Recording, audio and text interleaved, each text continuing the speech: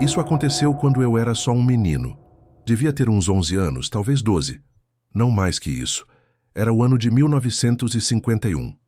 Eu lembro porque foi o mesmo ano em que a chuva não caiu uma gota sequer por quase 8 meses, e as carcaças dos bichos ficaram espalhadas pelo chão como espantalho de osso. Desde aquela época, desde aquela noite, tem uma coisa que me acompanha.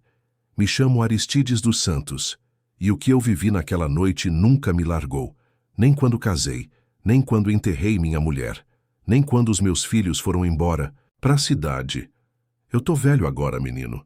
Os ossos doem com o frio, a vista embaça e o tempo parece querer me puxar. Mas o que mais pesa não é a idade, não. É o que eu carrego aqui dentro, ó. Ele bate com os dedos no peito, bem devagar. O que eu vi naquela serra nunca me deixou em paz.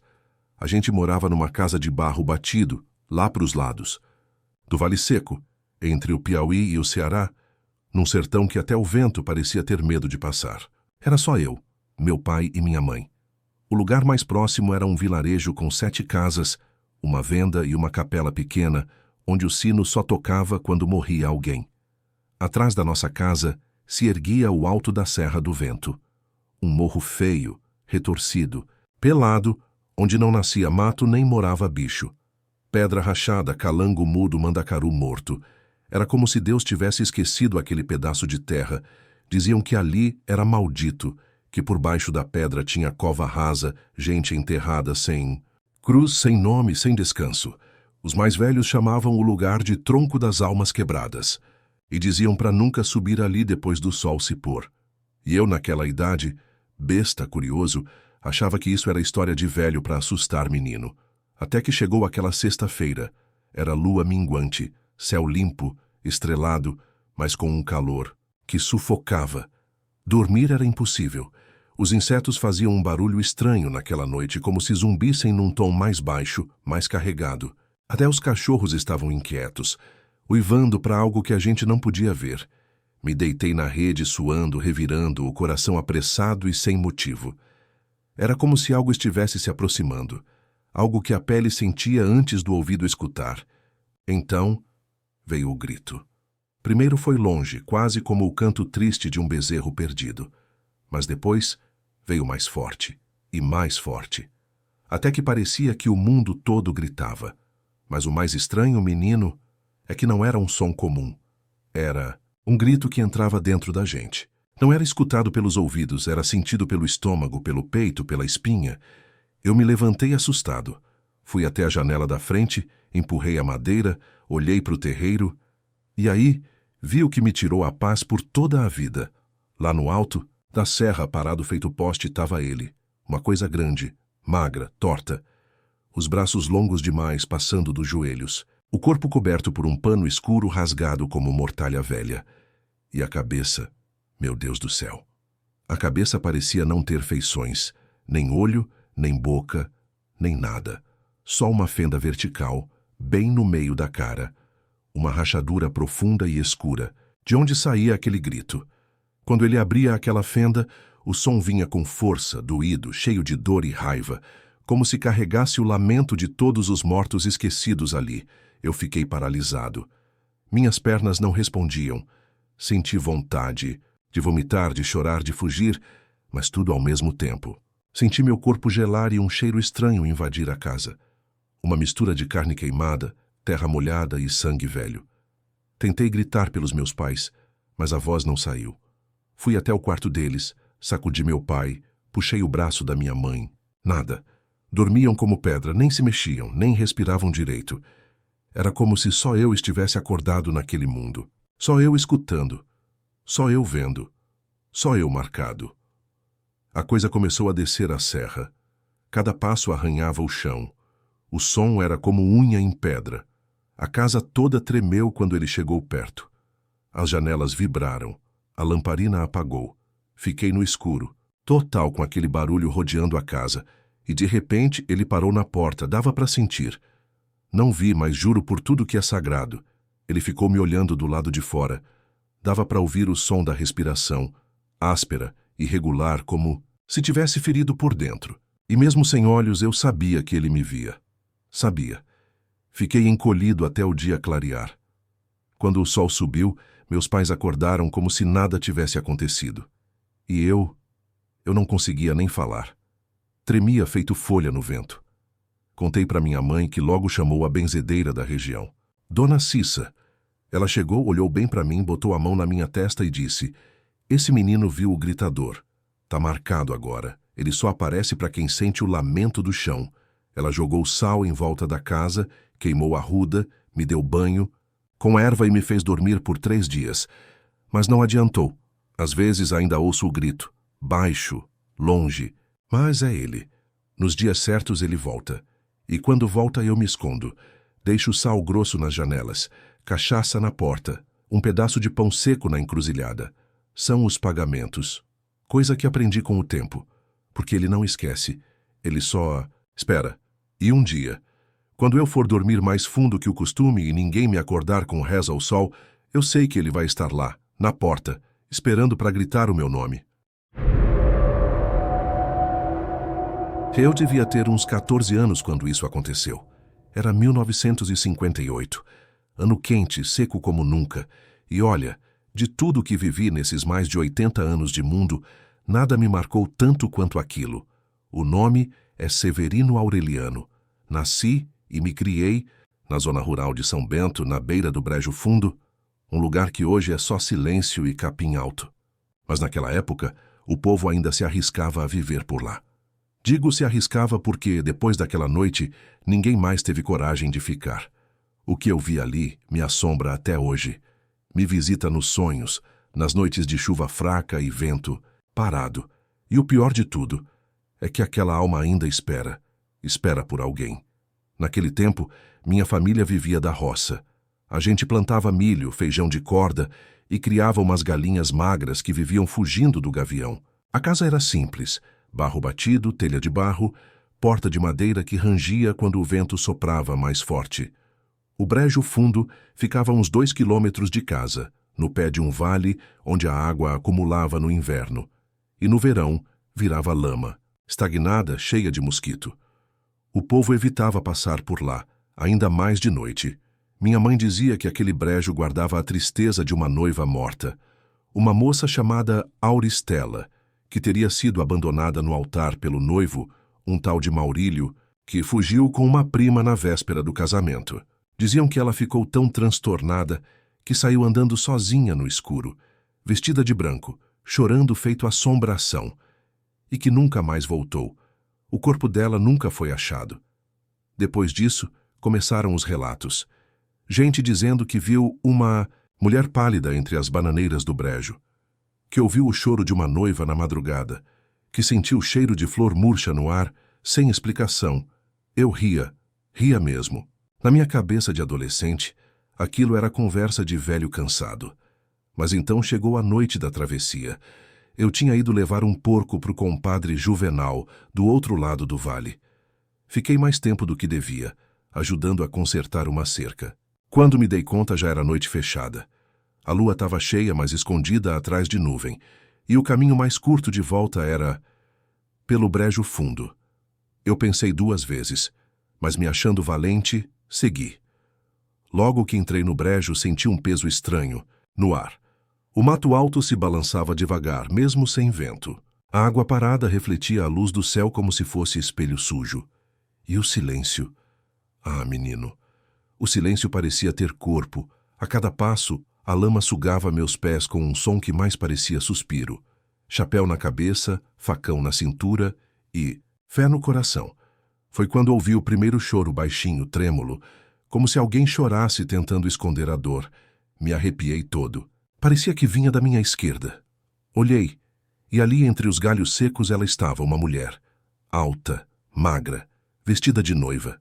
Mas o vestido estava sujo, molhado, rasgado nas bordas, como se tivesse sido arrastado por anos. Os cabelos grudados no rosto, a pele, branca demais, e os olhos, ah meu Deus, os olhos punegros, inteiros, sem pupila, sem brilho. Ela me olhava como se me conhecesse, e então falou: "Você veio." Enfim, a voz dela era como água escorrendo por pedra, suave e fria. Eu travei. O facão caiu da minha mão. Tentei correr, mas o corpo não obedecia. Ela começou a andar na minha direção. Os pés não afundavam na lama. Era como se flutuasse. Cada passo fazia o ar gelar. E quando chegou perto, ela esticou a mão.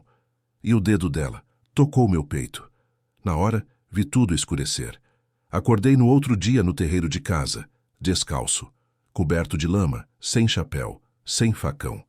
Minha mãe estava ajoelhada, chorando. Disse que sonhou que eu estava preso no brejo, afundando, e quando saiu para procurar, me achou caído na entrada de casa, com a marca de uma mão branca no peito. Uma marca que ardeu por dias e só desapareceu depois que um padre benzeu 3 vezes com água santa. Depois disso, nunca mais fui o mesmo. Passei a ouvir choros vindos do mato. Senti cheiro de flor apodrecida em plena seca. E às vezes, à noite, vejo um vulto branco parado no portão, olhando para casa. Dizem que a noiva do brejo fundo procura alguém para levá-la até o altar, e que cada homem que cruza com ela vira uma promessa não cumprida, e promessa esquecida se transforma em maldição. Hoje, já velho, ainda deixo vela acesa toda sexta-feira na janela e um pedaço de pão com mel, para ela, não como oferenda, mas como lembrança, porque o que vive no brejo fundo não morre, e no dia em que eu partir, sei que ela virá me buscar, vestida de branco, com os olhos negros e um buquê murcho nas mãos. Era noite de São João, junho de 1943. Eu era só um menino, 9 anos recém-feitos, e até hoje, mais de 80 anos depois, eu lembro daquela noite como se tivesse acontecido ontem. Me chamo Raimundo Vitorino. Nasci e me criei na Caatinga da Bahia, nos confins do sertão, onde o chão é rachado, o céu castiga e o tempo parece dormir em pé. O que vou contar agora não é lenda, não é história de comadre, não é invenção de velho, é verdade pura. E quem viveu naquela vila chamada Riacho Escuro, sabe? Ou sabia, porque naquela noite de fogueira e reza, uma família inteira desapareceu sem deixar vestígio. E até hoje, a gente ainda escuta os cantos vindos do mato. A família chamava-se Araújo. Gente direita, de fé firme, respeitada. O patriarca, seu expedito, era um homem calado, sempre com um rosário pendurado na cintura. A mulher dele, Dona Nair, vivia de vela acesa e oração. Tinham 3 filhos, Bento, Mariazinha e o pequeno Joca, que mal tinha aprendido a andar. Moravam numa casinha, de barro, meio afastada do resto da vila, perto do velho poço seco. E naquela noite de São João, eles resolveram fazer uma rezadeira no terreiro, para agradecer uma graça alcançada. Dizem que Joca tinha quase morrido meses antes e foi salvo por uma promessa que a mãe fez para um santo que ninguém conhecia. Um tal de Santo do Silêncio. Já ouviu falar? Nem eu, nem ninguém. A fogueira foi montada antes do pôr do sol. Galhos de jurema, pedaços de angico seco e uma cruz de pau fincada no centro do terreiro. Dona Nair espalhou folhas de arruda. Em volta, sal grosso nos cantos e acendeu 7 velas brancas, uma para cada ponto cardeal e 3 para o que não se vê. Os vizinhos foram chegando com panelas de milho cozido, cachaça, bolo de fubá. Mas algo naquela festa estava errado. O ar estava espesso, parado, como se o tempo segurasse a respiração. A fogueira acendeu às 6 da tarde e os cantos começaram.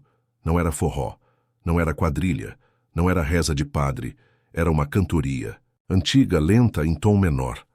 Algo entre ladainha e feitiço. Seu expedito e Dona Nair cantavam com os olhos fechados, mãos entrelaçadas, o rosário girando. As crianças batiam palma, mas os rostos estavam sérios demais para o dia de São João. E o mais estranho, ninguém da família olhava nos olhos dos outros. Por volta das 9 da noite, o vento parou completamente. O fogo da fogueira que ardia bonito congelou. Não apagou, parou. As chamas ficaram imóveis como pintura, e um cheiro forte invadiu o ar, cheiro de vela queimada, cabelo tostado e terra molhada onde nunca chove. Aí, o povo começou a se afastar, um por um desconfiado, até que só ficou a família Araújo ali cantando, sozinhos. E foi aí que tudo aconteceu.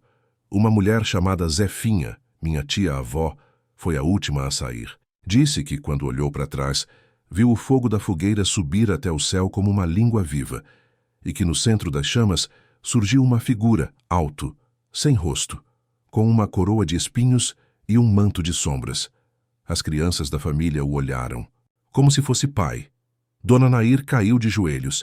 Seu expedito ergueu os braços e gritou: "A promessa tá paga!" E então, silêncio. Na manhã seguinte, fui com meu pai até a casa deles. Não havia fogo, não havia cinzas, não havia casa, só o chão queimado. Um círculo negro perfeito do tamanho exato do terreiro. No meio, 3 coisas: o rosário de seu expedito, uma boneca de pano da Mariazinha e uma pegada afundada na terra. Uma pegada com 3 dedos. Chamaram polícia. Benzedeira. Padre. Nada. Nunca acharam rastro, corpo, roupa, prato, nada. A família. Araújo tinha sumido por completo. Mas a história não acaba aí. Todo ano, na mesma noite de São João, quem passa perto do lugar onde era o terreiro, escuta canto vindo do mato. Uma melodia lenta, triste, com vozes de homem, mulher e criança.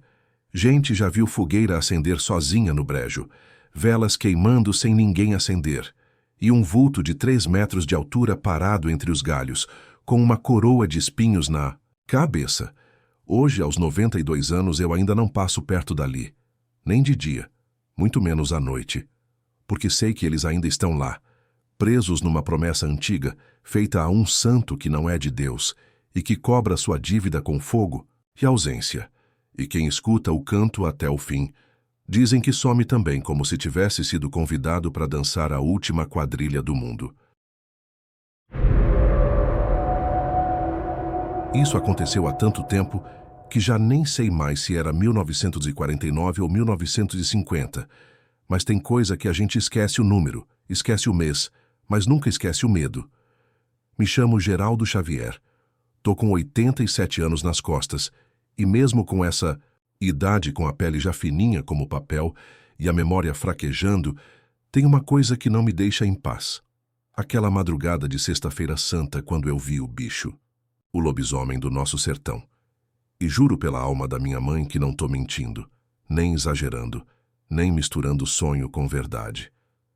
O que eu vou contar agora aconteceu, e até hoje, às vezes, quando o vento para de repente e a noite pesa em silêncio, parece que ele ainda me fareja.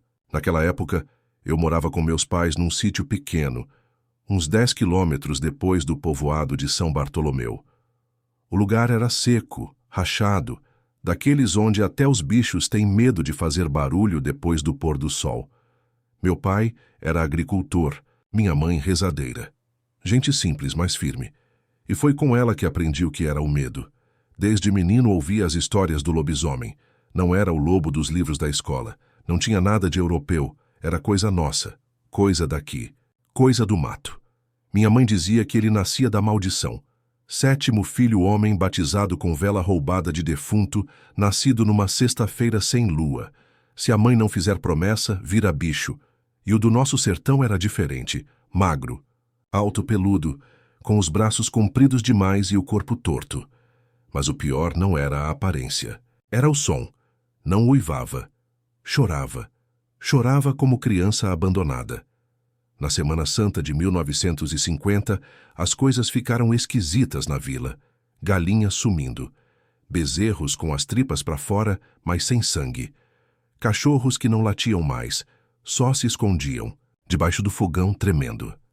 Na Sexta-feira Santa, o padre fez a procissão cedo e recomendou que ninguém saísse de casa depois das 6 da tarde. Disse que era noite de penitência e que até os mortos descansavam. Mas o bicho não era morto. Era maldito. Eu tinha 18 anos e me achava invencível. Quando o sol baixou e a vila se recolheu, eu notei que um dos bezerrinhos tinha escapado da cerca e ido em direção ao açude seco, um lugar maldito que o povo evitava desde que um menino se afogou lá. Num ano em que nem choveu, minha mãe implorou que eu não fosse. Me deu 1/3 de contas vermelhas. Mas eu fui. Levei o lampião, um facão que era do meu avô, e a certeza de que tudo aquilo era só superstição, mas o sertão ensina na dor. Cheguei no açude por volta das 7 da noite. O lugar era só terra dura e pedras rachadas. Tudo ali parecia parado. O ar era grosso, sem cheiro de nada. Nem grilo, nem vento, nem estrela. Então eu ouvi. Primeiro bem baixinho. Depois mais claro. Um choro de menino perdido, angustiado. Só que o choro era igual demais, sem falha, sem mudança. Como se alguém estivesse tentando fingir que era humano. Meu estômago virou pedra. O lampião tremeu. E então eu vi. No alto do barranco, agachado feito um cão, estava ele. O lobisomem. Mas não era como eu imaginava. Era pior. Pele escura, não. De pelo grosso, mas como couro queimado. O corpo era comprido, as costelas saltadas. Os olhos... 2 buracos vermelhos, fundos, secos. E a boca. A boca rasgada até a bochecha. Sorrindo. Como quem reconhece um amigo. Ele se ergueu devagar. Cada osso dele estalava como galho seco. E aí ele veio. Corri. Como nunca tinha corrido. Mas ele não corria como a gente. Ele deslizava. Saltava de pedra em pedra, sem som. Atrás de mim sentia o calor do bafo dele. E aquele choro continuava. Mais perto. Mais fundo. Mas agora... parecia dentro da minha cabeça. Cheguei em casa quase arrombando a porta. Minha mãe já estava ajoelhada, rezando alto com vela acesa nos 4 cantos da sala. Ela me puxou para dentro e gritou, "Não olha para trás." Mas eu olhei. E juro, do lado de fora, encostado na cerca, ele estava lá, parado, olhando, com os olhos brilhando no escuro e sorrindo. Naquela madrugada, ele ficou em volta da casa, andando, arranhando a parede, babando nas frestas. De manhã, sumiu, deixou, no terreiro um rastro de garras, 3 galinhas mortas sem sangue, e o facão do meu avô, dobrado no meio. Nas semanas seguintes, 3 moços da vila sumiram, o açougueiro, o neto do ferreiro, e um menino de 15 anos que tinha nascido em Sexta-feira Santa, e cuja mãe nunca fez promessa. Nunca mais voltaram, nem corpo apareceu. Hoje, mais de 70 anos depois, tem noite que ainda ouço o choro vindo do mato. E não é vento, não é bicho, é ele, o lobisomem da boca seca, que chora como menino, mas morde como inferno. E se um dia você ouvir esse som no meio da noite, reze. Não atenda, não vá. Não acenda a vela, não chame ninguém, porque ele não quer te matar, quer te ensinar a ser como ele.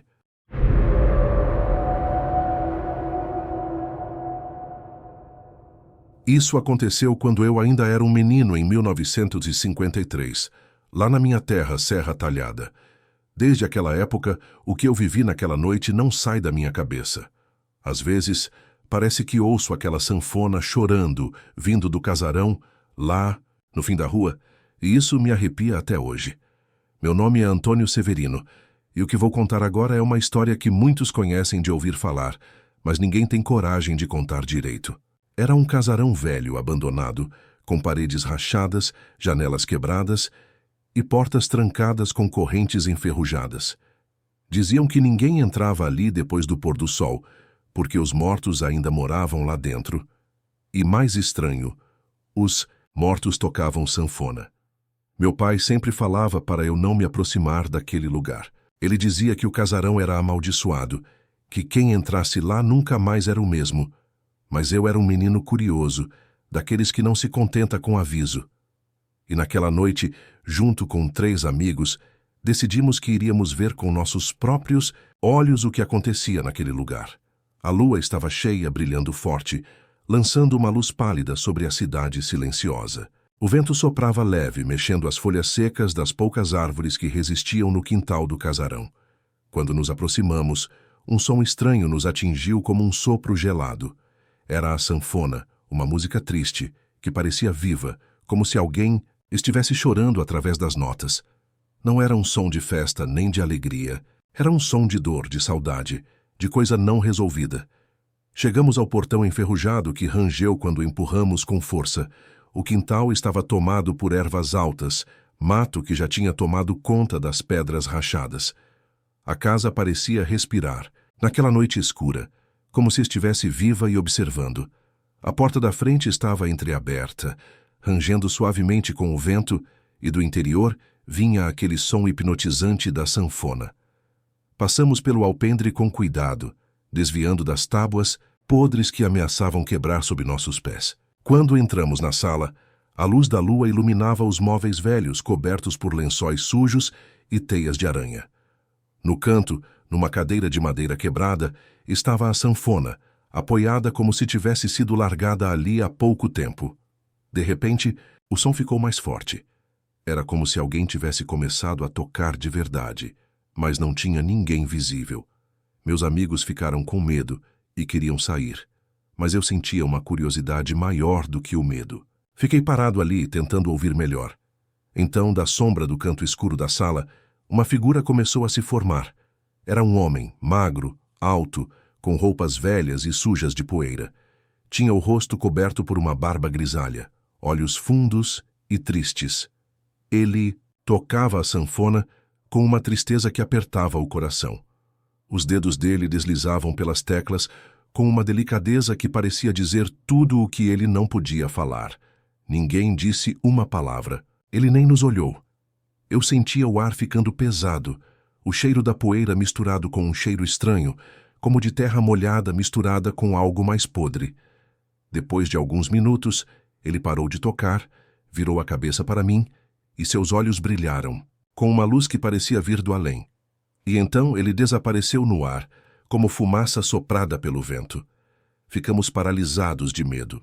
O som da sanfona parou, mas a sensação de que estávamos sendo observados ficou como um peso no peito.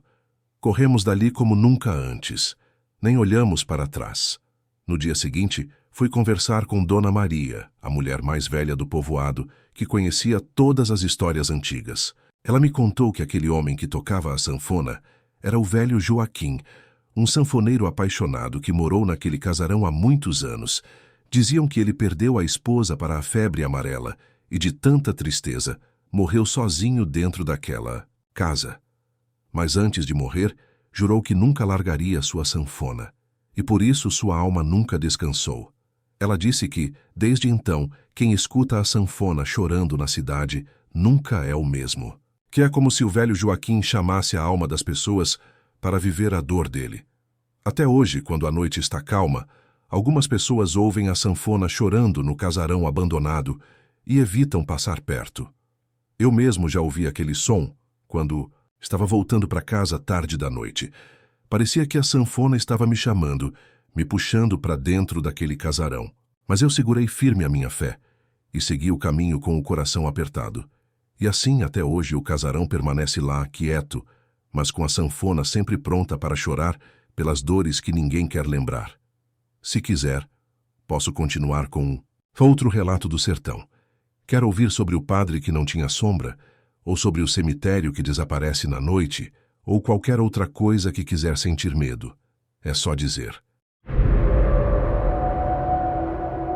Isso aconteceu quando eu tinha uns 20 anos, no ano de 1962, numa vila pequena do interior da Bahia, onde o tempo parecia não passar e o vento seco só trazia a poeira e o silêncio. Meu nome é Zé do Mato, e até hoje, passados mais de 60 anos, a lembrança daquela noite me acompanha, me sufoca e me faz evitar olhar demais para o chão, para não encontrar algo que não deveria existir. Naquela época, nossa vila recebeu um padre novo, um homem estranho, que ninguém sabia de onde tinha vindo, mas que logo mostrou ser diferente de qualquer um que já tínhamos visto. Ele se chamava Padre Joaquim, um homem alto, magro, com pele branca demais para o sertão e olhos negros como o breu da noite. Mas o que mais assustava mesmo era algo que ninguém conseguia explicar. O padre não tinha sombra, eu juro por tudo, que é mais santo, que nenhum de nós conseguia ver sombra alguma dele. Em dia de sol quente, quando tudo da terra parece gritar e pular no chão, lá estava ele, imóvel, calmo e nada no chão. Era como se ele fosse feito de fumaça, uma presença. Sem corpo, uma sombra sem forma. No começo ninguém deu muita importância, mas com o passar dos dias, Coisas horríveis começaram a acontecer, como se ele trouxesse junto uma maldição que ia se espalhar como fogo pelo nosso chão rachado. Eu me lembro bem daquela noite em que tudo começou a desmoronar. Era fim. De tarde, o céu já tingido de vermelho, e a igreja começava a se encher de fiéis para a missa. Eu estava lá, sentado no banco de madeira, suado e inquieto, sentindo um peso estranho no peito. Quando o padre Joaquim entrou, sua figura recortada na luz do altar parecia quase espectral. Ele começou a missa com uma voz profunda, quase um sussurro, que parecia sair de um túmulo. Mas aí, no meio da oração, o cachorro do seu Manuel começou a latir desesperado do lado de fora, o som cruel e sem controle. Não era latido normal, não. Era como se o bicho visse um monstro invisível, um vulto que só ele podia sentir. Logo em seguida, as janelas da igreja começaram a bater com uma força sobrenatural. O vento entrou cortando o ar e as velas se apagaram, mergulhando a igreja na escuridão total. Foi quando eu ouvi pela primeira vez o que parecia um canto. Não o canto dos fiéis, nem o canto do padre, mas uma voz rouca, cantando em uma língua antiga, cheia de palavras que ninguém conhecia. Eu olhei para Padre Joaquim, que estava ajoelhado, com os olhos fechados, e um sorriso sinistro, como se estivesse fazendo um pacto com o próprio diabo. O suor escorria de seu rosto pálido, e algo em sua presença mudou para sempre naquela noite. Depois da missa, ele desapareceu por horas. Foi só depois que o sol se pôs e a lua cheia apareceu, que o padre foi visto andando pelo cemitério da vila. Minha irmã Maria, uma moça corajosa, mas sensível, viu o padre ajoelhado no meio das lápides, segurando uma pequena caixa de madeira com símbolos vermelhos pintados por fora. Ela disse que o padre falava com uma voz que não era a dele, uma voz fria, cruel, cheia de raiva e tristeza ao mesmo tempo. Maria ficou paralisada e não conseguiu se mexer até o padre desaparecer como uma sombra na escuridão. A partir daquele dia, a vila começou a sofrer uma série de desgraças inexplicáveis. Gado começou a aparecer morto, com os olhos arregalados, a pele esbranquiçada e uma expressão de terror congelada no rosto. As plantações secavam de repente, como se a própria terra tivesse sido envenenada. As crianças adoeciam de febre alta e algumas desapareciam misteriosamente durante a noite. O medo cresceu entre nós como uma ferida aberta que sangrava todos os dias. Tentamos falar com o padre, mas ele estava cada vez mais distante, mais frio, mais sombrio. Na missa, ele não mais falava de Deus ou de amor. Suas palavras eram um emaranhado de preces estranhas, invocações antigas e avisos que ninguém entendia. E sempre, sempre ele desaparecia quando o sol se punha, deixando para trás um rastro de medo e silêncio. Eu mesmo segui o padre uma noite, escondido entre as árvores do cemitério. Vi ele cavando um buraco profundo perto da sepultura do antigo vigário, onde enterrou a caixa de madeira. No instante em que ele tampou o buraco, uma brisa fria cortou minha pele, e uma risada rouca ecoou no ar, como se o próprio inferno tivesse sorrido para mim. Na manhã seguinte, o padre Joaquim desapareceu. Ninguém viu ele sair. Ninguém ouviu seu último adeus. A igreja ficou vazia, as portas escancaradas, e o silêncio tomou conta da vila. Mas o que mais me arrepia até hoje é que, às vezes, quando a noite está escura demais, eu passo perto da igreja e ouço a sanfona tocando. Não tem ninguém ali, não há sanfoneiro, mas o som ecoa pelas paredes de pedra.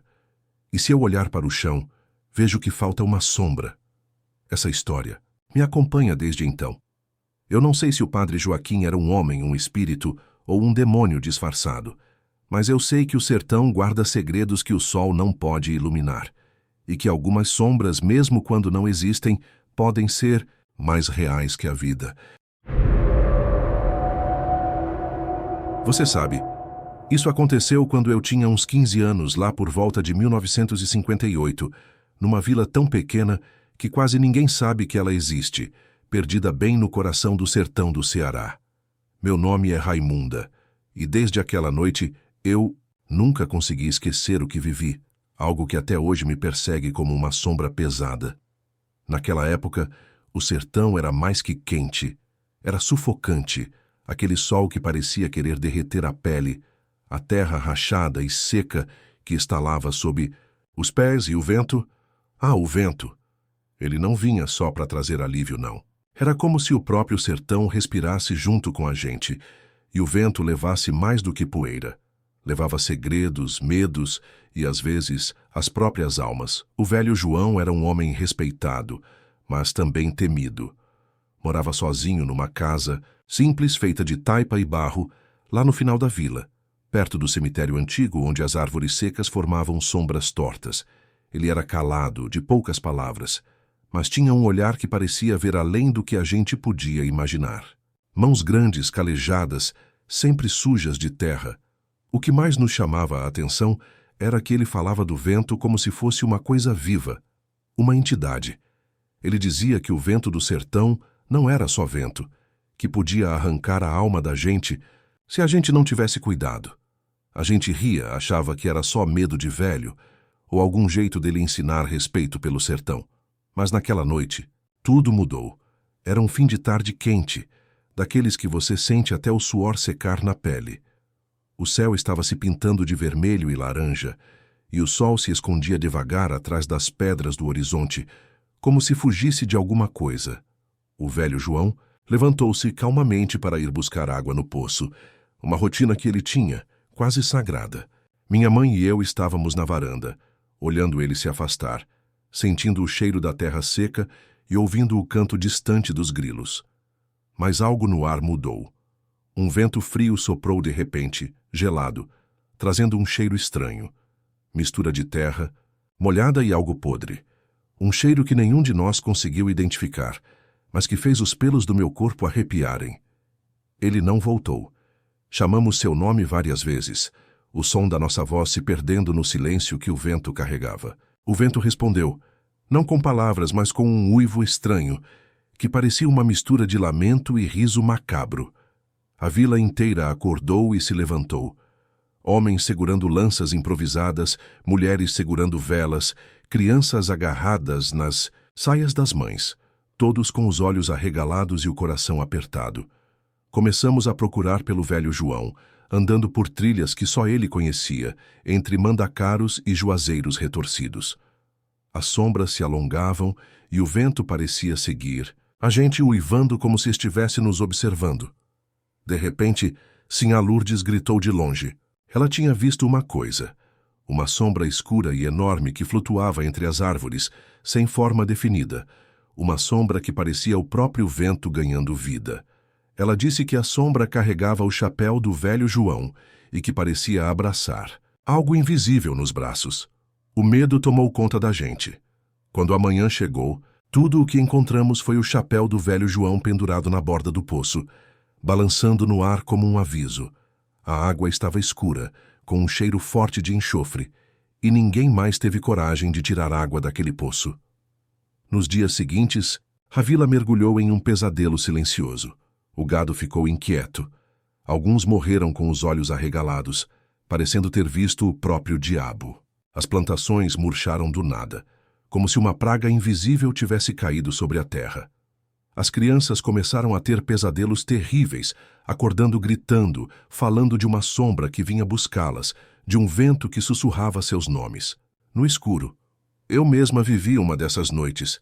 Acordei no meio da madrugada com um vento forte batendo na janela, trazendo um som estranho, um canto macabro, uma canção triste que parecia vir das entranhas do sertão. Levantei, com o corpo tremendo, e olhei para fora. Não havia nada. Só o vento mexendo nas folhas secas e levantando a poeira. Mas a sensação de que algo me observava era forte demais para ignorar. No dia seguinte, meu irmão mais novo estava com febre alta e me contou que viu o velho João, com olhos vazios, pedindo para ele fugir dali antes que o vento levasse tudo. Desde então, o vento nunca parou de uivar naquela vila. Ele trazia o lamento dos mortos, uma voz que só os desesperados podiam ouvir. E dizem que a alma do velho João ficou presa naquela noite, vagando para sempre entre as pedras e mandacaros, carregada pelo vento que nunca descansa.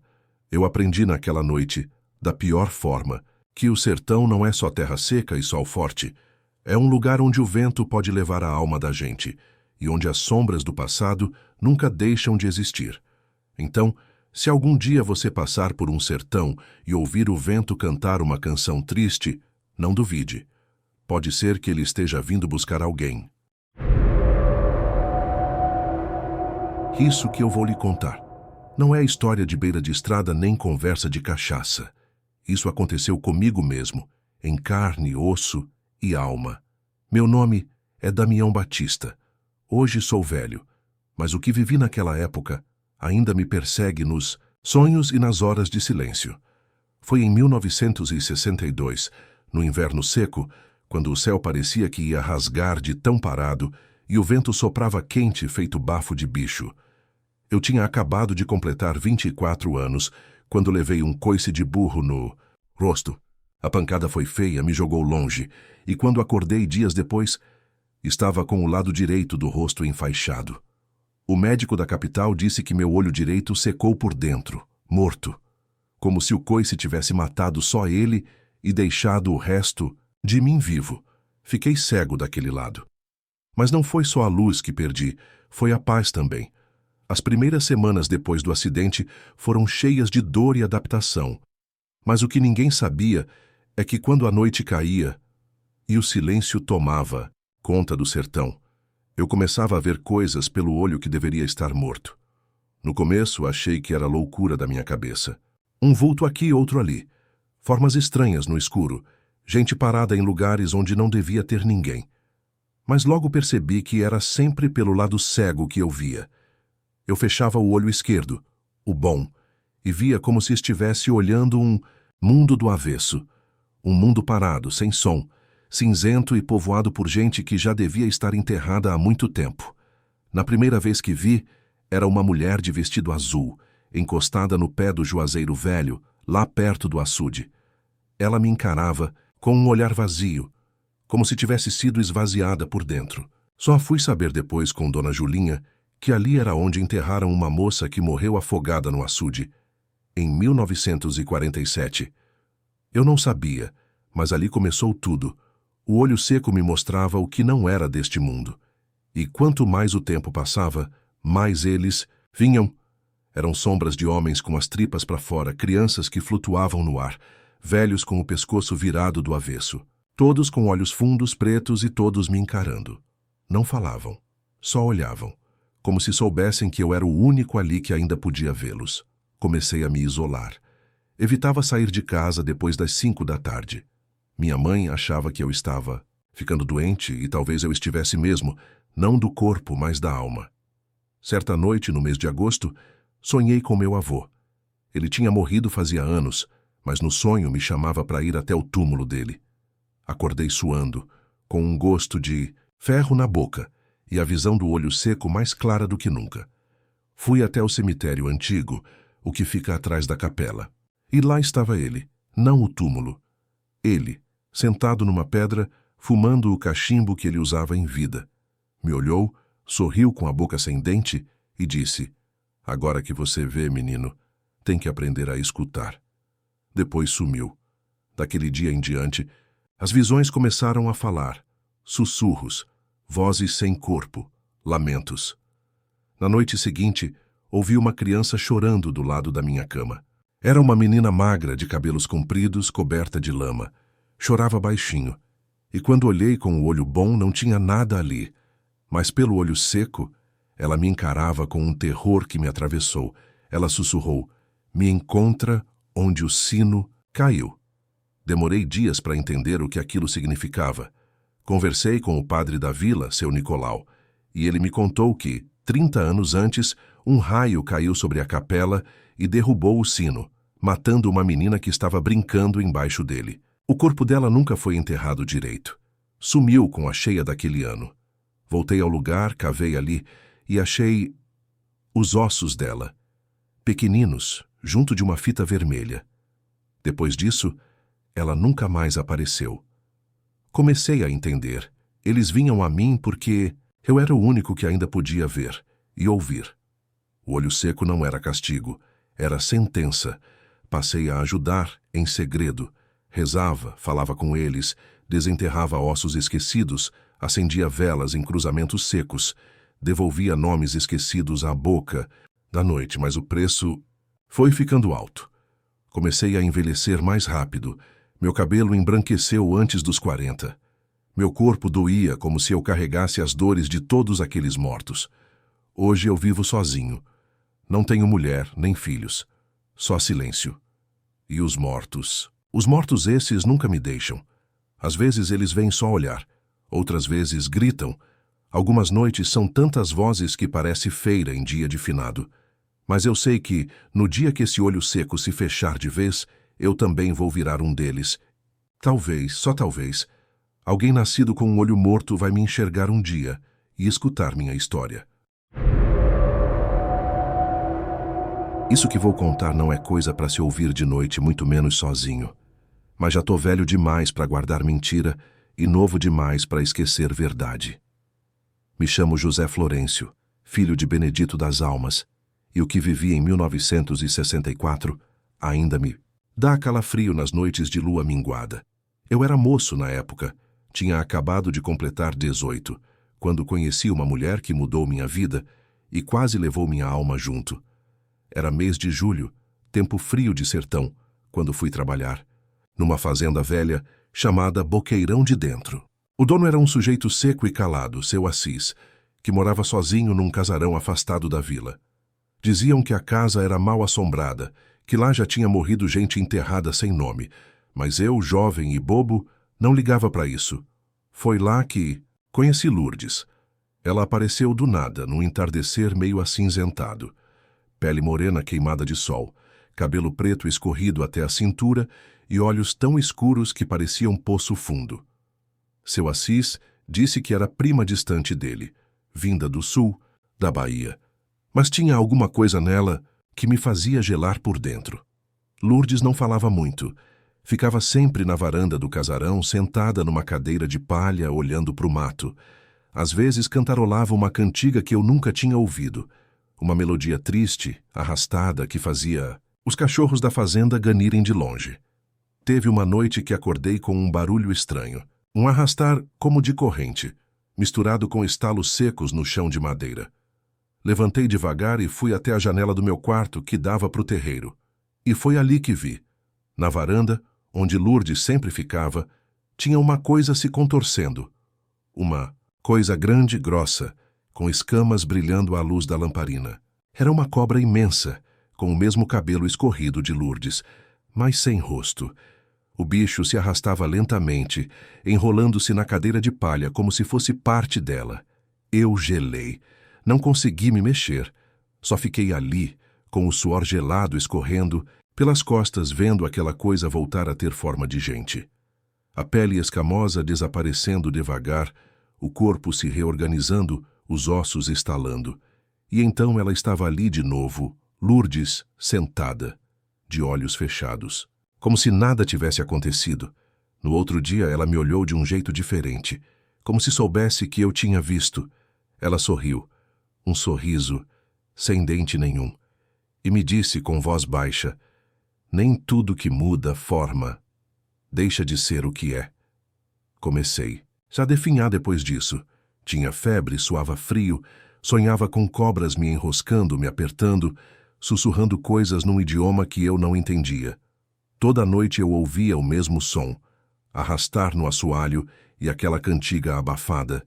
Tentei ir embora, mas seu Assis ficou furioso. Disse que ninguém saía da fazenda sem cumprir o trato. Mas que trato era esse eu nunca soube. Até que um dia, um peão mais velho, chamado Toinho, me puxou de lado e contou o que sabia. Lourdes não era prima coisa nenhuma. Ela já estava ali muito antes de seu Assis nascer. A mulher era uma entidade antiga, um tipo de encantada ou maldição viva que tomava forma de mulher de tempos em tempos. Diziam que seu corpo de cobra vivia embaixo do casarão, nas raízes da casa, e que ela precisava de um homem novo de vez em quando, para alimentar o que restava da alma dela. Tuinho disse que todos os rapazes que tinham ido trabalhar ali tinham sumido, sem rastro, sem túmulo. Ele mesmo só escapou porque perdeu uma perna num acidente e não servia mais. Fugi naquela mesma noite, com o coração na boca e uma faca debaixo da camisa. Atravessei o mato, cortei pé de mandacaru e só parei quando vi a luz da vila. Nunca mais voltei naquelas bandas. Dizem que seu Assis morreu pouco tempo depois e que o casarão foi engolido por um deslizamento de terra. Mas ninguém nunca encontrou os escombros, nem os ossos. Hoje, quando o vento sopra do sul e o céu tá sem estrela, às vezes ainda ouço a cantiga, aquela mesma, arrastada. Lourdes ainda. Tá por aí, eu sei. Esperando mais um moço besta que vá se encantar com o que ela parece e se esqueça do que ela realmente é. Isso aconteceu quando eu era moço novo, por volta de 1955, num canto seco e esquecido do Piauí, chamado Arraial dos Ferreiras. Meu nome é Raimundo Cazuza, e desde aquela noite eu nunca mais fui o mesmo. Carrego um medo que não tem cura e um segredo que ninguém acredita, só quem viveu sabe. Eu conto isso porque sinto que o tempo tá me levando, e se eu não botar essa história pra fora, ela vai me puxar de volta, do mesmo jeito que ele tentou naquela madrugada. O carro de boi, aquele que vem do além. Naquela época, a seca já tinha matado mais bicho do que fome de coronel. O chão era só rachadura, e o céu parecia não lembrar mais da gente.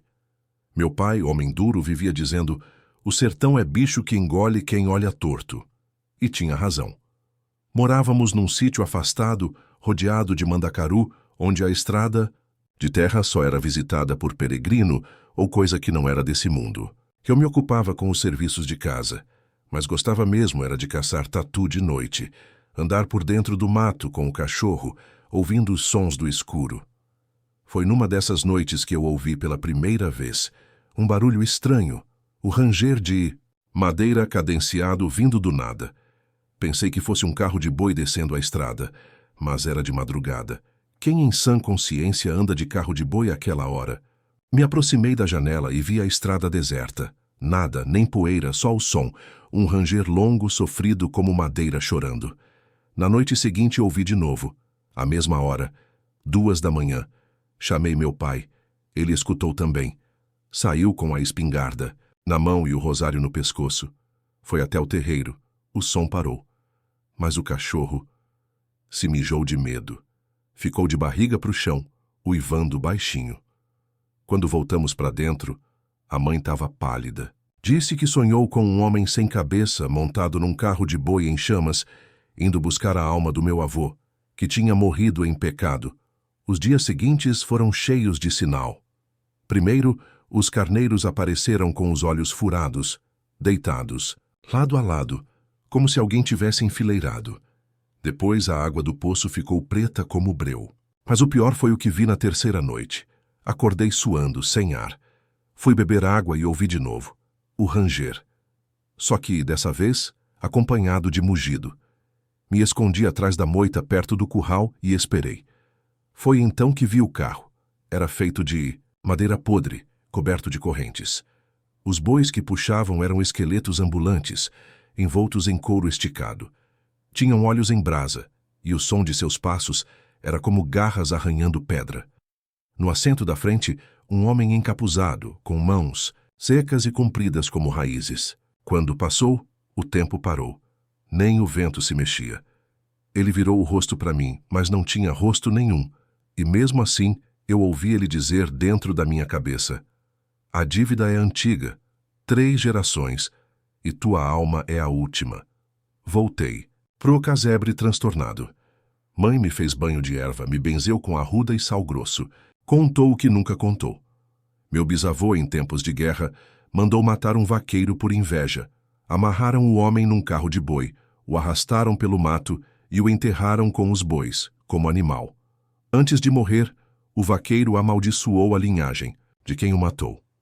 Disse que voltaria a cada geração buscando justiça com o mesmo carro que lhe serviu de cova. Depois disso, minha vida virou inferno. Comecei a sonhar toda noite com o carro. Ouvia o ranger mesmo de dia. Os espelhos rachavam sozinhos. O cachorro desapareceu. Chamei padre, rezadeira, botei vela preta enterrada com cruz torta. Fiz promessa, peregrinação, cheguei até a cavar. O antigo túmulo do vaqueiro, só que lá dentro não havia corpo nenhum. Só um pedaço de jugo quebrado, e meu nome riscado na madeira. Hoje, velho, já vi muita coisa morrer sem explicação. E às vezes, bem de longe, ouço-o ranger. Diferença é que agora ele vem mais perto, e quando parar na minha porta eu sei que não vai embora vazio. Se alguém encontrar este caderno, que leia em silêncio e enterre com sal. O que eu escrevo aqui não é para virar lenda, é para alertar, porque a fazenda Sete Covas ainda respira, e quem a perturbar vai ver a terra abrir.